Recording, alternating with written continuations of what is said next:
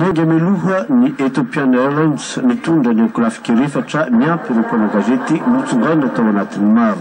Efa taty amin'ny rayura kosa vao nanainga ny jet privé nitondra ny filoha Andry Rajoelina taorian'ny fitafany sohy tamin'ny mpanao gazety. Ho an'ny Addis Abeba tena nay izay manokana dia efa nampiseho ny fahavononana omenimeny ary hatrany hatrany nitady vahaolana ho an'ny firenena indrindra ho an'ny vahoaka malagasy tsy vaky volo ho an'ny mponina eto Madagasikara satria olana ara-politika no misy ankehitriny ary izany ara-politika zany dia vahaolana ara-politika no ahitana sy ny tokony mapetraka amana zany olana zany. Matoa hoe izotra ho an'ny Addis Abeba dia avonona tanteraka mihitsy hitondra an'izay fanasindahatra rehetra ary hitondra ny zavatra tokony mihitsiny sy ny tokony rariny ahafahana mitantana miaraka amin'ity tetezamita izay napetraka hoe tokony iarahana be sy ny maro ity. Izany fahavononana iary tantan'izany nefa dia ilaina fepetra ihany amin'ny olona rehetra izay manana ny tsara sitrapo ary indrindra olona vonona miaraka navitra ny firenena satria tsy tokony nytombotsoan'ny olona tokana na nytombotsoan'ny mouvance no jerevana ankehitriny fa tokony tombotsoan'ny vahoaka malagasy vaky volo. Ao anatin'izany dia misy fepetra tokony raisina amin'ny olona rehetra izay iara-iasa na eo anivon'ny gouvernement na eo anivon'ny congrès na eo anivon'ny CST ka eo anivon'ny gouvernement manokana no resahana dia za dia vonona ny ametraka hoe tsy tokony olona ilay na mouvance ary ny tokony hojerevana fa tokony kosa olona izay manananitra akefo olona izay efa afaka tonga dia miasa avetrany ary olona izay efa nanao zavatra nampandroso an'ity firenena ity. Ao aniran'izany dia ny zavatra tokony mapetraka zany dia hoe olona madio tsy nanotokotobolam-panjakana tsy voasiketa tamin'ny zavatra maloto tao anatin'izay vanim-potoana lava ny tantanana an'ity firenena ity izay fa olona kosa tonga dia afaka miasa avetrany satria latsaky ny herintaona na afaka volana vitsy dia hiatrika ny fividianana isika. Ka ao anatin'io zany tsy tokony misy olona tsony hoe animbatsembana na sanatria tsy ampizotra araka ny tokony ho izy ny tanjona tokony mapetraka ao anatin'izany fitantanana ny tetezamity zany. Misy matsy ny mouvance sasany izay mieritreritra ary manana ny fikasana mihitsy ny anankokotana sy anapotika n'ity firenena ity. Andry Rajoelina manokana dia tsy manaiky ary tsy anaiky na oviana ny oviana na fomba ona na fomba ona ny anapotehany ary ny tsy avitany ny tetezamita ny nanapotehana n'ity firenena ity. Misy miaingany izy dia nefa ny eo an-tsainy dia ny hoe ny tsy araikitra ny zavatra tao Addis Abeba.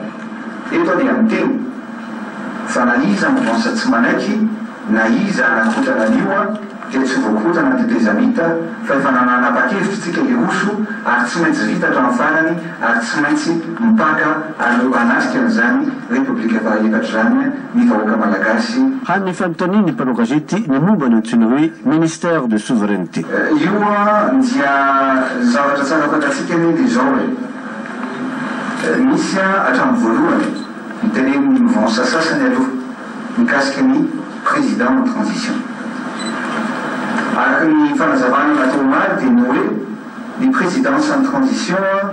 no légitimena ny tolona izay napetraka ny raha natena miteny telo amby folo be. Rehefa voatazana ny filohan'ny transition dia zay zany efa zavatra ray aloha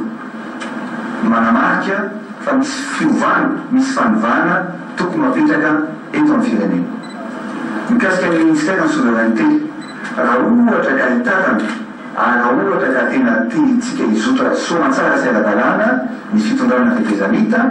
dia ataoko fa rariny sy intsiny raha ny mouvance Andry Rajoelina nosahana ny ministère en souveraineté. Ao anatin'izany ministère en souveraineté zany dia misy ministère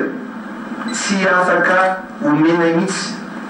amin'ny mouvance na izy na izy ahafahany tia fitondrana tetezamity tia mizotra antsakany sy anavana dia zay dia tsy afaka mihitsy ny levitra amin'izany satria efa petsaka ny fandeferana natao nanomboka tany amin'ny mampitotò voalohany isaky ny mandeha zay a dia misy fandeferana foana natao atsika dia afaka mijery izy no mahazo tombony na mahazo vahana tao anatiny zany fandeferana rehetrarehetra zay natao nanomboka tany mampitotò izany ankehitriny raha ho any Addis Abeba dia tsy mety izay hoe mouvance hafa efa nahazo mibénéficier nahazo tombony tao anatin'izany zavatra zany no mametrika ny fitsipika indray tsy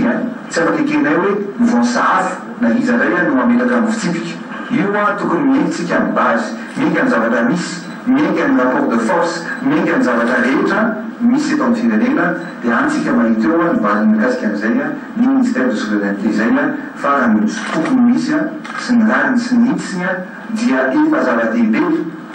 efa zavatra goavana loatra ny faneken'ny Vincent Graduel